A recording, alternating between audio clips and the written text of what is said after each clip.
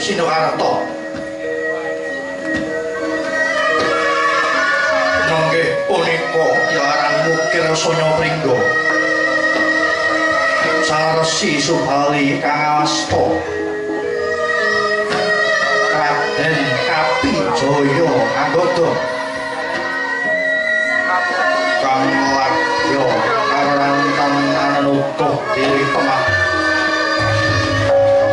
Karuna kawelas arsa aronto-ronto.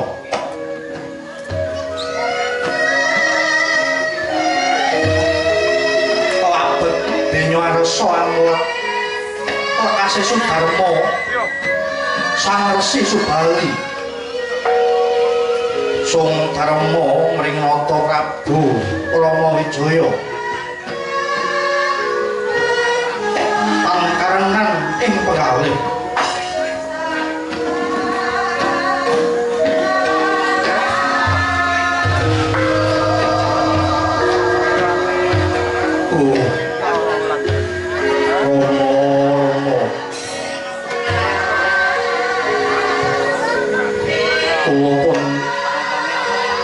Kapijaya Anggada pripun nasibipun Rama.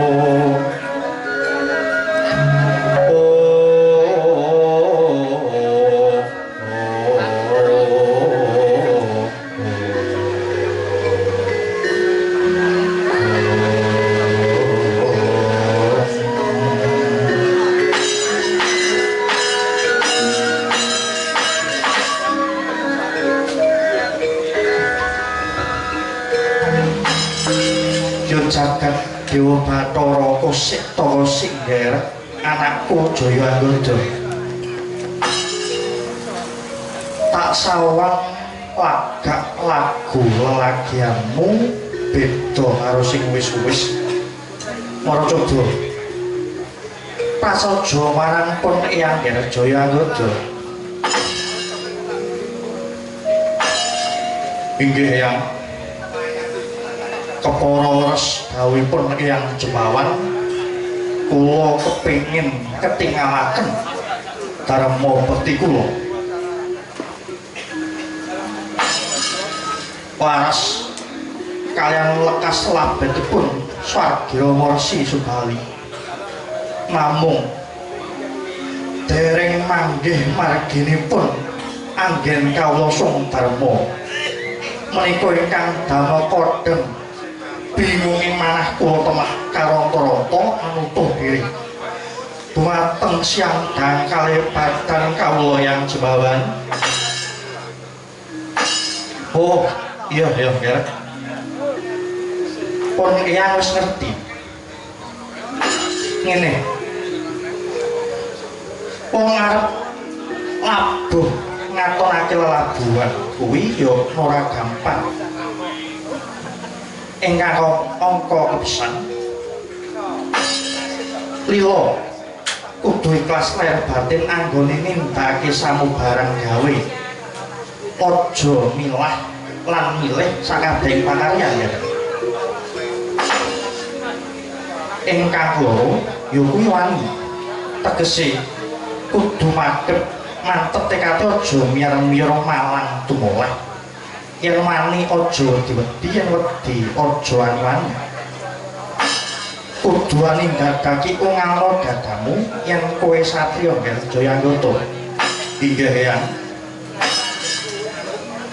angka ketelu ya kuwi korban lirin ora abot ngorbanake samubarang sing dibutuhke ya tenaga ya pikiran mereka sembadaning sedyamu nggih Jayanggata. Inggih Eyang sampun terang-terangaca dawuhipun Yang Jembawan saya ngagengaken manteping manah kula ya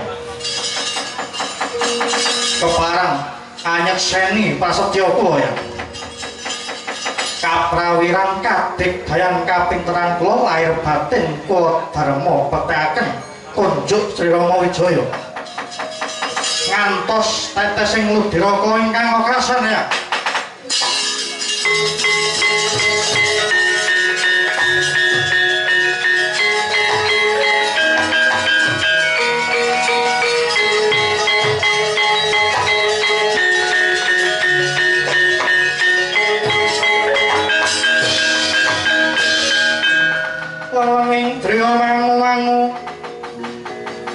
mangkong kanduang rimang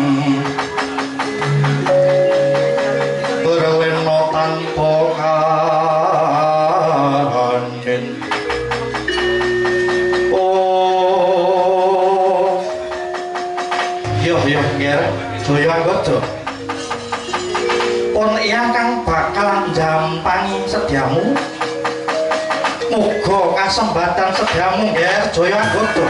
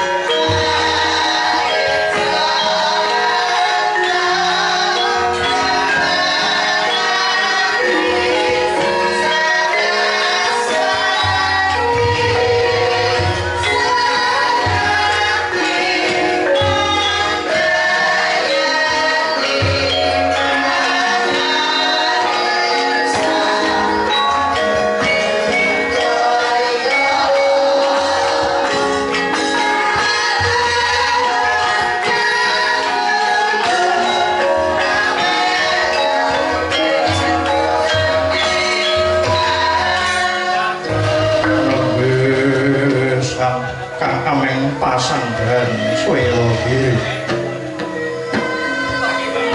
punika Toradyan Sri Rama Wijaya kawos kasembatan anambak seganten ngalengka mapan aning walatan Swelogiri ingkang tansah caket Sang Sri Rama Wijaya ingkang rai Raden Lusmana Witajaya Lusmana Murdaka kapan kantun Raden Drawan Wibisana miwah pasebane Narapati Guwa Kiskendha Narapati Sugriwa sinambet Sang Anjil Retna Sang Kapyara Anoman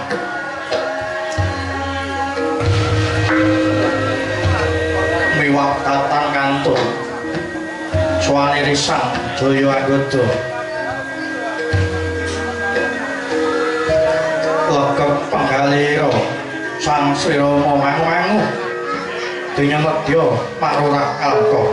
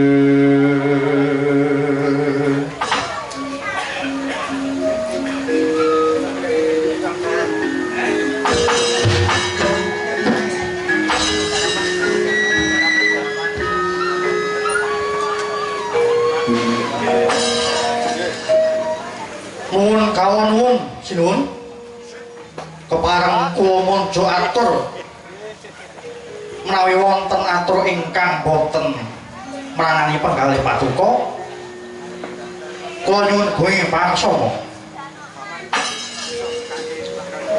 monggo sinuwun paduka sampun ngancik laladan ngalengka kalapan nambah samudra tumunten ngabasa Hyang Angkara Sidasamuka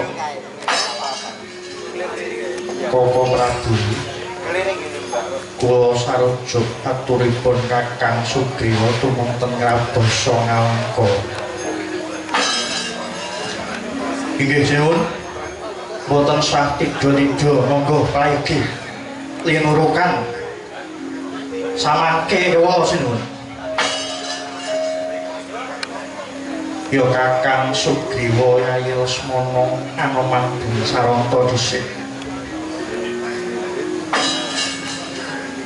marmane ingsun maksih tidha-tidha jalaran petong ingsun apa ora prayoga nglakokake duta maneh ring Ngalengka kanggo ananting Ratu Angkara Sriwing Satya Sidasamuka kawula pareng kula munjuk atur menawi padyagung pansama sinuwun ya Kyai Gunawan arep matur apa menawi saking petang kula ingkang pantes dados dutanipun Srinata Kejawi namung abdi paduka pun risang jaya anggota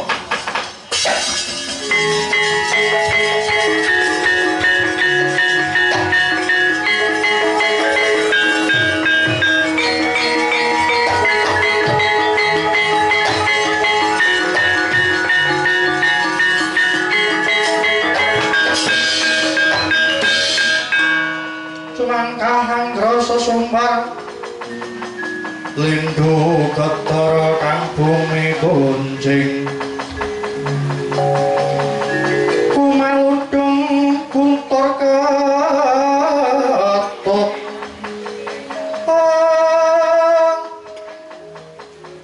korah magiri widiri kamu umup kang jonidi pumembak penyu kumambang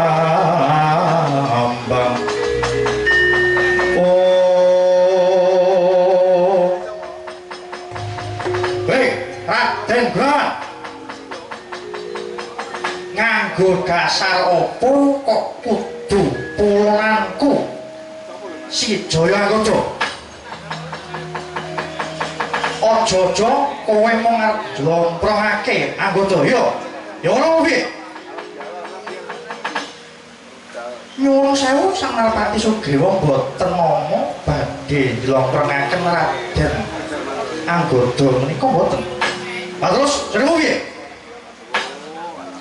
saking petang kula Raden Jaya Anggota punika putra swargi Sang Resi Subali yo bener banjur piye ingkang kathah gurunipun Kakang Rahwana Raja lah pramila boten ngomong mokal tatamtu Kakang Dasamuka badhe luluh penggalipun nedya mangsulaken Gusti Rekanaliu Sinta menika lak mekaten lho alah bal gedes Dasamuka ratune Angkara ratune wong becik ratune bangsat elek kaya ngono kae gelem bae iki soalnya pikiranmu ini ndi ora bakal Ratu Angkara murka Dasamuka balik kerekan Sinta piye ora bakal balik wis den saranta ing manah Kakang Narpati Sugriwa wis dadi tekad ingsun sumedya nedya nglakokake duta sepisan maneh Kakang yen mangkono duta iki bakal ingsun lakokake bakal ingsun duta maneh ing negara Ngalengka Kakang. Cekra kang bol tumingal sang sampo samyang dalil raket boting koto saya ampun manguncane witi oh ana apa sira anggota maju ing ngaresan ingsun nyuwun pangapunten sinuwun poros aturipun Raden Gunawan nyerang raos ing manah kula selak kepengin ngangking mustakani Dasamuka. Kula sagah pinangka duta paduka Sri Rama Wijaya. Remuk sinawrenya utung binalangna. Kula suka lila kawula dados banten tauring raja niki. Ngantos tetesing mudra kula ing kawekasan niki. Kula ingkang majeng dados dutanipun Kanjeng Sri Rama Wijaya sinuwun. Ya yen mangkono anggota tumuli dina samengko budal tak balang puja mantra durga mentak kalaning sirana ya anggota inggih sinuwun. Kula nyuwun pangestunipun Raden Lesmana, Paman Sugriwa, Raden Gunawan lan Kakang Anoman aku nyuwun pamit ya Kakang. Iya Raden. Muga-muga kasembatan sing dadi sedyamu. Yo putraku Sanggata muga-muga kasembatan kowe. Inggih Raden, mugi-mugi kasembatan. Sedyanipun Raden anggota ya Di muga-muga kowe slamet ya Di dadi dutaning Prabu Sri Rama Wijaya.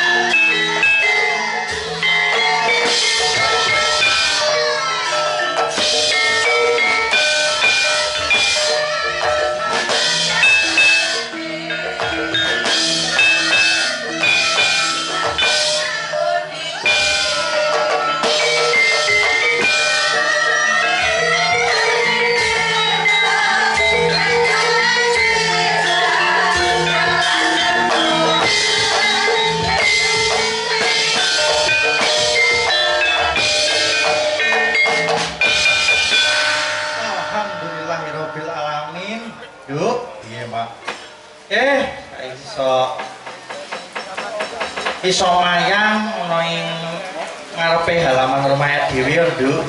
Iya, Mak. Jan. Bengi iki hawane adem ngene iki. Oh, ana tontonan wayang. Iya.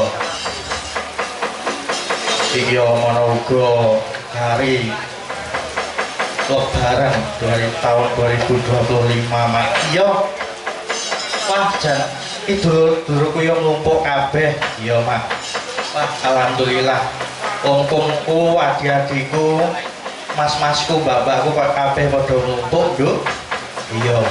Yo nyengkuyung awake dhewe iso nyangik ning ngarepe omahe dhewe. Iya. Wah, Jan. Bengi iki rasane kaya dikelilingi karo dulur-dulur saudara-saudara. Disengkuyung karo kanca-kanca PA. PA ya apa? Pujangga Anom. Ya. Iki kepalane sapa? Iki kepalane Dokter Andes Profesor Allah. Ya.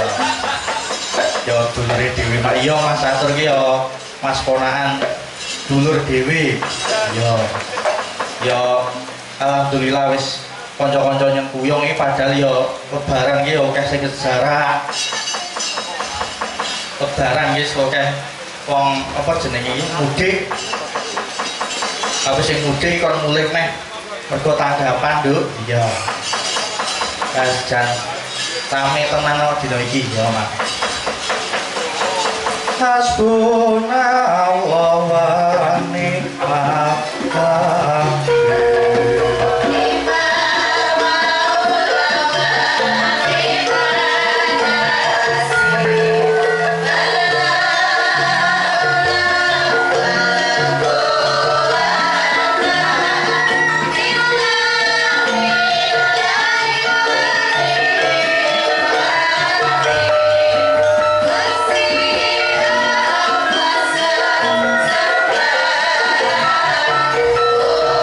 Yeah.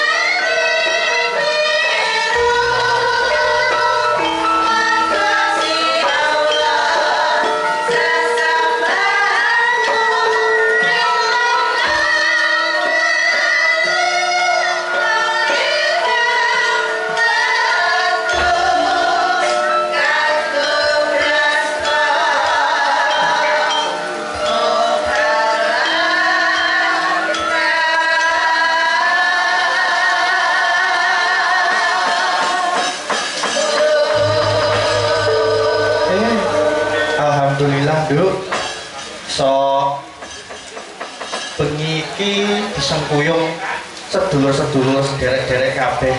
Iya. Iya lagi metu Limbo Cangi wis ana saweran nduk. Iya.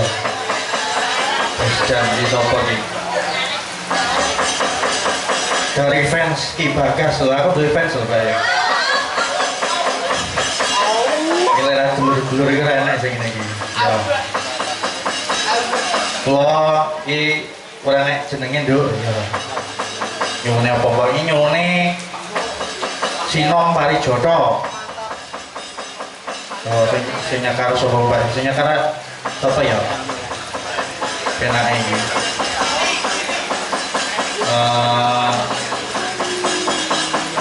Mbak Utari wae, Mbak Utari. Nah. Mbak Utari iki ngelengke sindane Pak Mantep. Apa Mak? Nyi suarane. Nah. Suarane isih apa bocai lho. Mbak Utari ki apa bocai. Sugeng dalu Mas. Nggih, sugeng dalu Mbak Utari. Ripun tawantanipun. Dalamipun Mbak. Nggih. Sugeng kula kate bagus. Nggih. Mbak Tumi. Nggih. Mbak Yut. Mbak Yun. Nggih. Nek urune berarti aku sing nonton nambah. Nggih no. Sing bocah. Bocai. Nggih. Ini wonten pamundutan, Mbak. Nggih. Nggih, niki Sinom Parijoto. Yo, Slendro Kopelok, monggo. Nggih, monggo. Sinom Parijoto dipun ungalaken semonggo.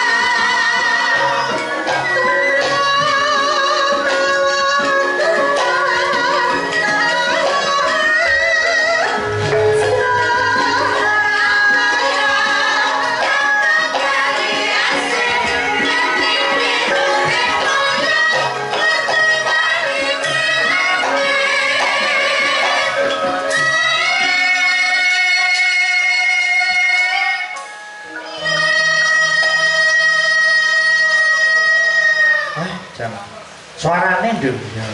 Dan bocai tenan nduk.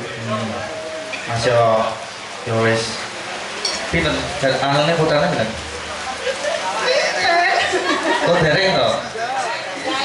Oh sing nyetak nduk ya. Tasnya bocah. Makane bocai yo. Nggih, monggo, Mbak.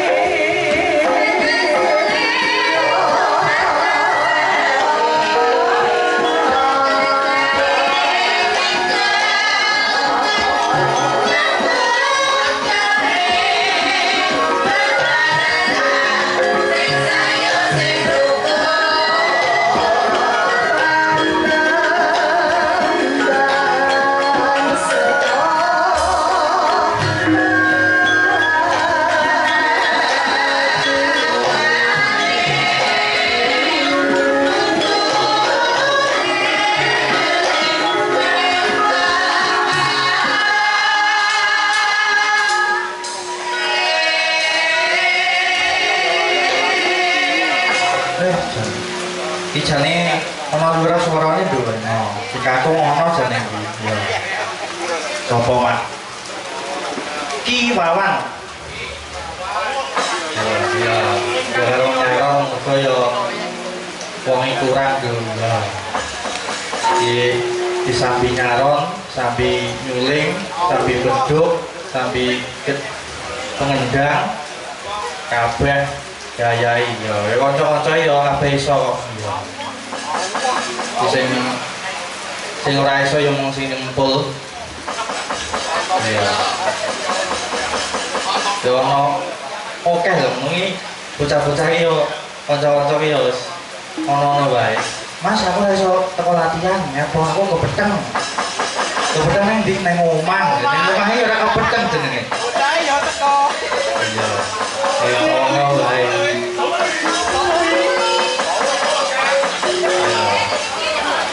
Ono ya enak ning ngomong ngene iki. Yo monggo, Mbak.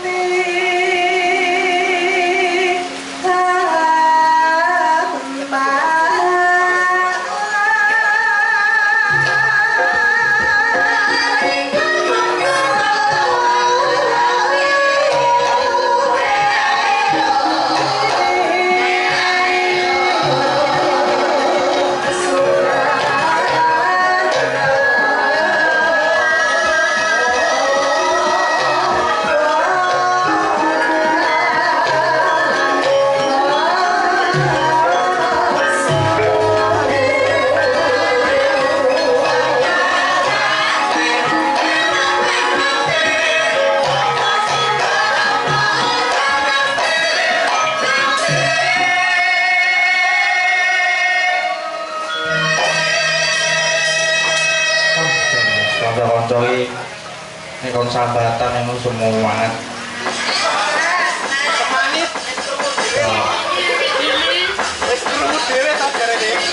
Ini kon sambatan nusan semua ada konco-konco. Anu kompak banget tenang. Ini tanggapan biasanya malah lemes. Iya. Kok Mbak?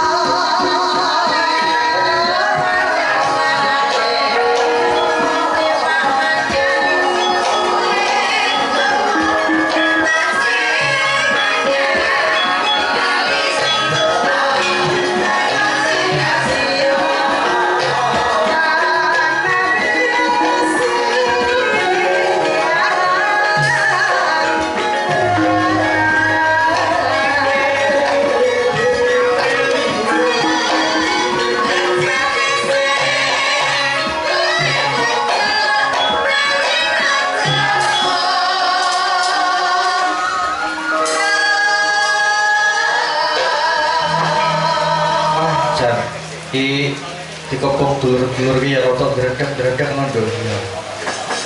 Ora kaya tek mayang biasane iki ora kaya ngono lho ya. Wis jan ning desane dhewe ning daerah dhewe. Gredeg-gredeg ngono ya. Ora apa-apa, Mas. Iki apresiasi saka dulur-dulur saka kakak-kakak, adik-adik. Iku yo Mbak Yuku, Mbak Estiar aku nembang ibu yo. Tak todong pokoknya. Yo, ini dhisik juara mau copat ning Pendopo. Dan ini harus juara 1 yo mergo keceklek ngomong. Nah, juara 2 yo. Kira apa-apa, Mas. Rezeki ini dhewe-dhewe. Yo, kaya ngono lho yo. Yo, monggo, Mbak.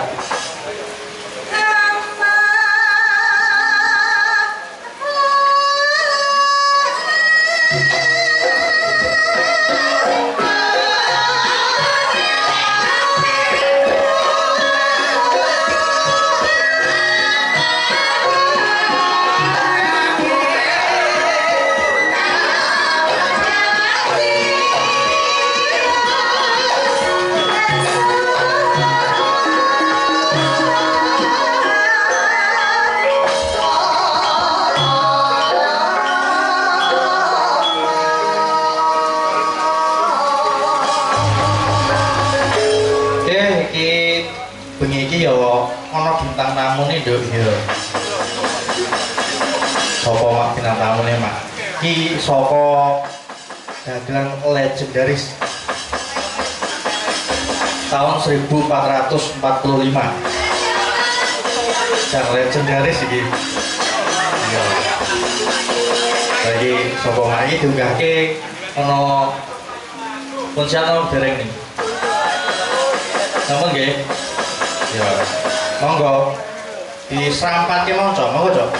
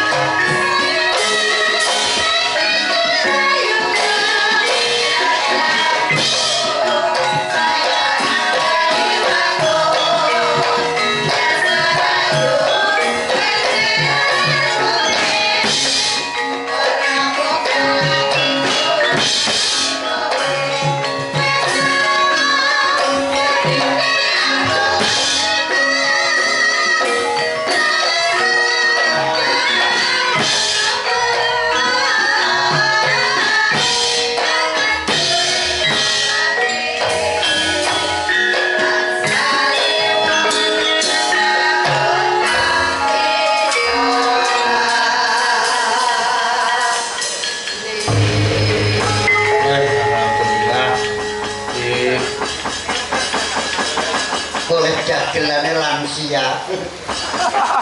Saya lansia loh Mbak sampean. Dagelan wis mampu lemah barang ya diceluk iki. Nggih. Assalamualaikum Kak Gemplo. Ampun. Kurang ajar. Berarti ya? Kakak ketiga. Iya, no. Pripun? Tahu salam sih. Nggih, monggo. Assalamualaikum warahmatullahi wabarakatuh. Salam swastiastu namo buddhaya, salam kebajikan rahayu. Iya toh iki. Gagelan mak. Wilujeng dalu. Mligi karo Pak Gembara Pepunden. Mligi dipun panjenengan mungkin minulya Butu Mini nggih. Sumrambahipun dipathen putra wayah Mas Agus. Matur nuwun Mas diparingi rezeki. Tapi udan, Pak. Sesuk iso ibu. Iya. Alhamdulillah niki wanjinipun tawi dintenipun maksih wulan Syawal. Ngaturaken minal aidin Bapak izin mohon maaf lahir batin sedaya kalepatan nebur wonten ing wulan Fitri. Ya mungkin-mungkin tenan aku. Mlaku kudanan kok kono malu. Penglari dilut ya, joget dilut ya kok. Dalange ngete dagelane kalah bagus. Ngene iki lho dadi dagelan apa jenenge? Dadi wong bagus ini iki lho. Kalah. Piye saja yang kuwi dandan? Ya anu, Mbak, kados blantik wedhus.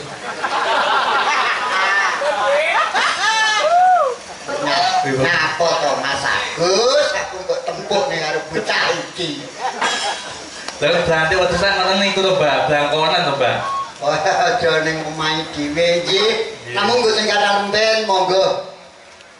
Silaturahim wonten ing sasana tasyakuran halal bikalal. Iya, halal. Oh, ya betul tuh. Wah, iki marang wong ahli sunah wal jamaah iki yo ngene. Ya kanjani. Piye to iki? Bocah Nusantara ya padha iki kono. Lho, sinten-sinten yang ngerti dagelane bagus sak nginget nih. Ingat nih mergo gila, Mbak. Ojo meneh kok kono ra gila. Aku yang mungkung-mungkung. Monggo ing kaludhangan ratri punika kula dherekaken ngaturna pangalembono. Puji syukur kunjuk ngersa dalem kirahira bi Allah Subhanahu wa taala ya wi. Saking kateng perintah barokah ingkang awujud kenikmatan. Nikmat iman, nikmat Islam, ugi nikmat ihsan kami tidak. Kok kaya wong ceramah kemarin. Duh, lah halal bihalal lho Mas. Nggih. Halal bihalal. Sampeyan iki setengahnya ustad mau pripun to, Mbak? Sapa? Sampeyan. Sing ngomong sok ustad. Oh, ustad. MC orkes lho. Ya. Lah. MC orkes dari. Iya. MC orkes. Ya, progres. Progres. Ayo. Mugi-mugi monggo syukur kita sareng-sareng kita ikraraken kanthi mustaqbil alhamdulillah rabbil alamin. Shalawat rahmat kagunganipun Allah.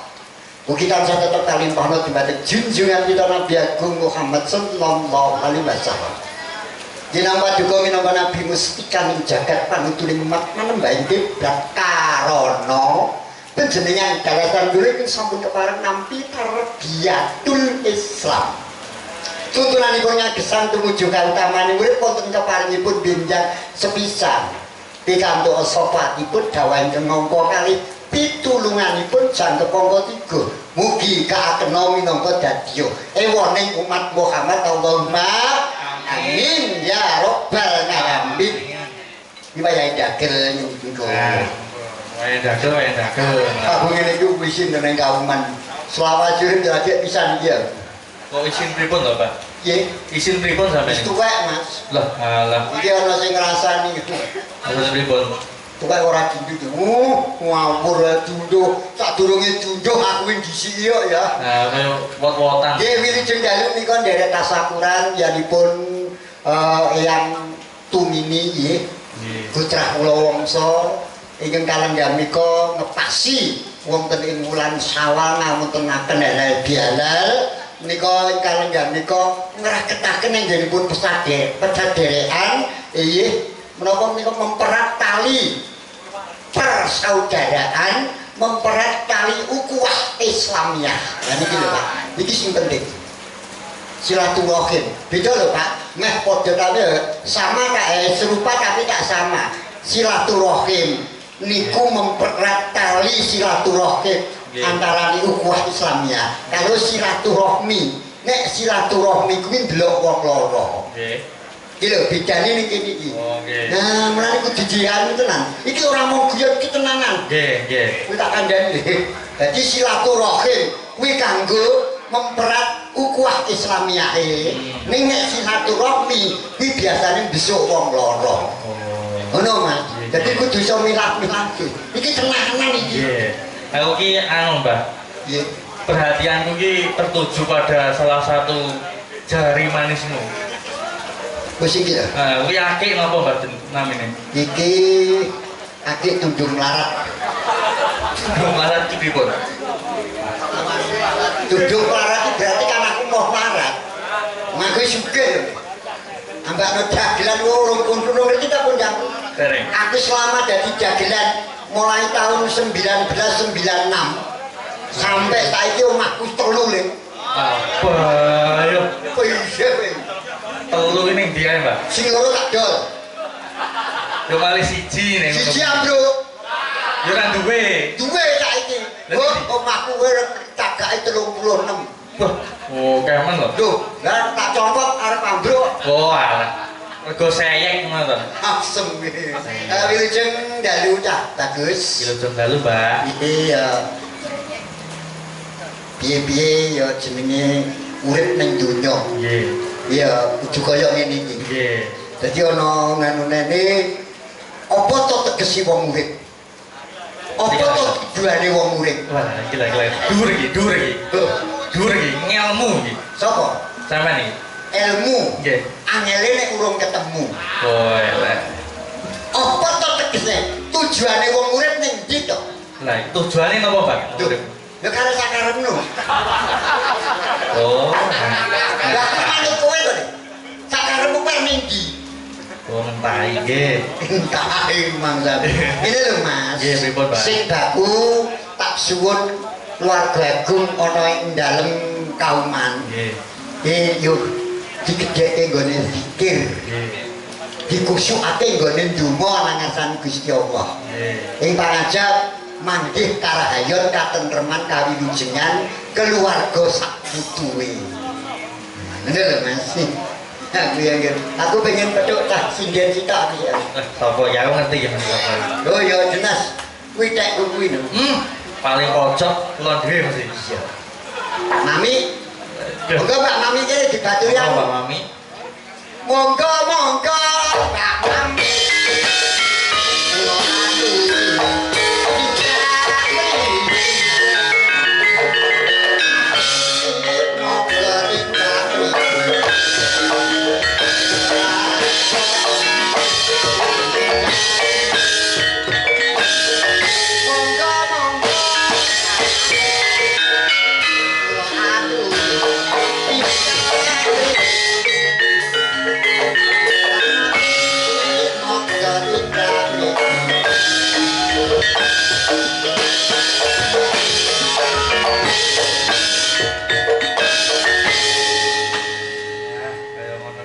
Ninggal-ninggal lho, iki haus lho. Ora ninggal Mas. Apa haus? Sampean haus, aku ya padha.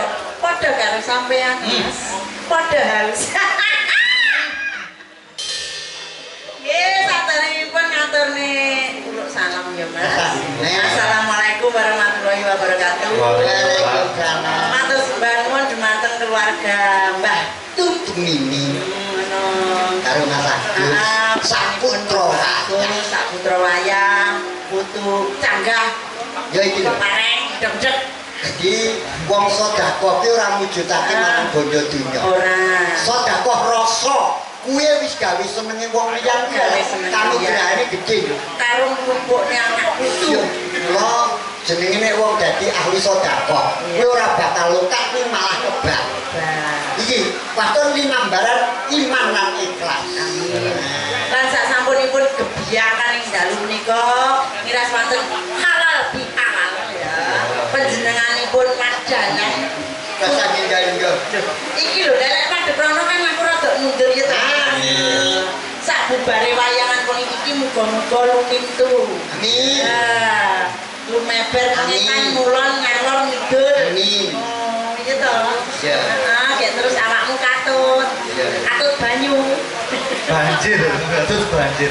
Mangsa aku bajul. Pontongane laris manis Mas nggih. Sing penting golek jeneng sik, aja golek jenang. Iya nih. Di sana nih biasanya nih. Biasane nyapa? Jalan.